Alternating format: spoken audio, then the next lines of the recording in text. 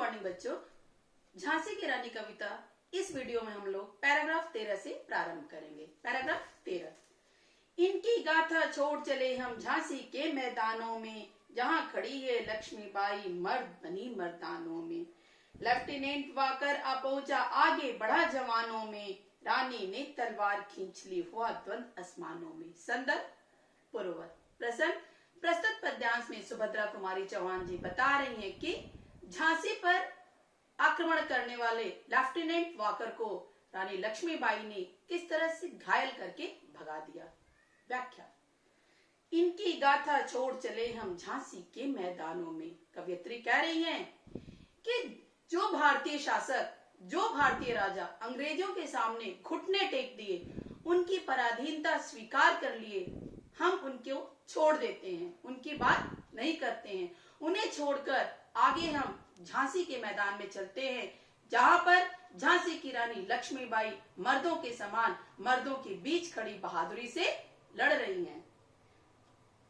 Lieutenant walker आ पहुंचा आगे बढ़ा जवानों में। जब झांसी की रानी लक्ष्मीबाई मर्दों के बीच खड़ी मर्दों की भांति बहादुरी से लड़ रही थी, उसी समय लेफ्टिनेंट वाकर अपनी सेना को लेकर के उनके ऊपर आक्रमण कर दिया और उनके साथ युद्ध करने लगा।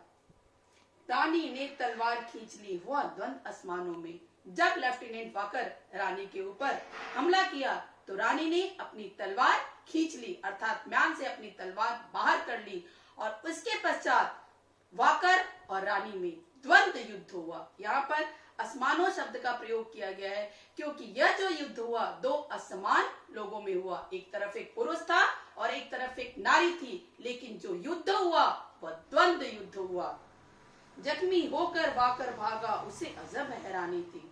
लेफ्टिनेंट वाकर झांसी की रानी लक्ष्मीबाई से जख्मी हो गया, परास्त हो गया, हार गया और वह अपनी जान बचाकर भाग गया। उसे बहुत हैरानी हो रही थी कि भारत में नारियों को अबला कहा जाता है और यह अबला कही जाने वाली नारी मुझे परास्त कर दी। बुंदे ले हर बोलों के मुंह हमने सुनी कहानी थी, खूब लड़ी मर्दानी वह तो झांसी वाली रानी थी। सुभद्रा कुमारी चौहान जी कह रही हैं, बुंदेलखंड के हरबोलो जाति के लोगों के मुंह से हमने ये किस्से कहानी सुना था कि झांसी की रानी मर्दों के समान बहादुरी से लड़ी थी। 14।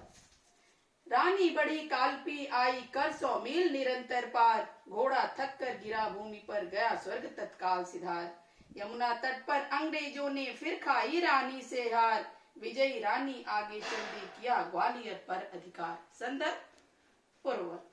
प्रसंग प्रस्तुत पद्यांश में सुभद्रा कुमारी चौहान जी कह रही हैं कि झांसी की रानी लक्ष्मीबाई की वीरता के आगे अंग्रेज टिक नहीं पाए। व्याख्या। रानी बड़ी कालपी आई कर 100 मील निरंतर पार। झांसी के पश्चात 100 मील लगातार चलकर रानी कालपी आई। घोड़ा थक कर गिरा भूमि पर गया स्वर्ग तत्काल सिधार। रानी लगातार युद्ध कर रही थी तो घोड़ा भी उनका लगातार चल रहा था। उनका घोड़ा बहुत थक गया था और थक करके वह जमीन पर गिर पड़ा और गिरते ही वह स्वर्ग सिधार गया, अर्थात मृत्यु को प्राप्त हो गया। यमुना तट पर अंग्रेजों ने फिर खाई रानी से हार। यमुना के किनारे जो अंग्रेजों और लक्ष्मीबाई में युद्ध हो रहा था, उस युद्ध में पुनः अंग्रेज रानी से परास्त हो गए। विजयी रानी आगे चल दी किया ग्वालियर पर अधिकार।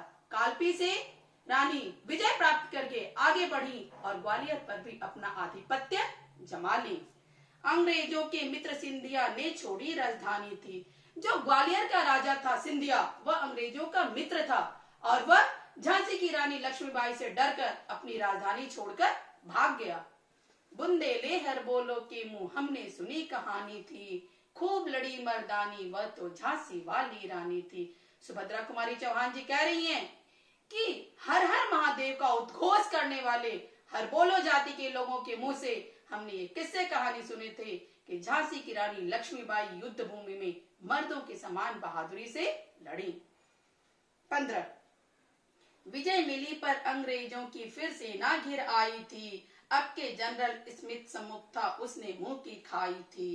कान्हा और मंदरा सखियां रानी के संग आई थीं, युद्ध भूमि में उन दोनों ने भारी मार मचाई थी। संदर्भ पूर्ववत। प्रसंग प्रस्तुत पद्यांश में सुभद्रा कुमारी चौहान जी, झांसी की रानी लक्ष्मीबाई और उनकी सखियां कान्हा और मंदरा के अदम्य उत्साह का चित्रण कर रही हैं। व्याख्या।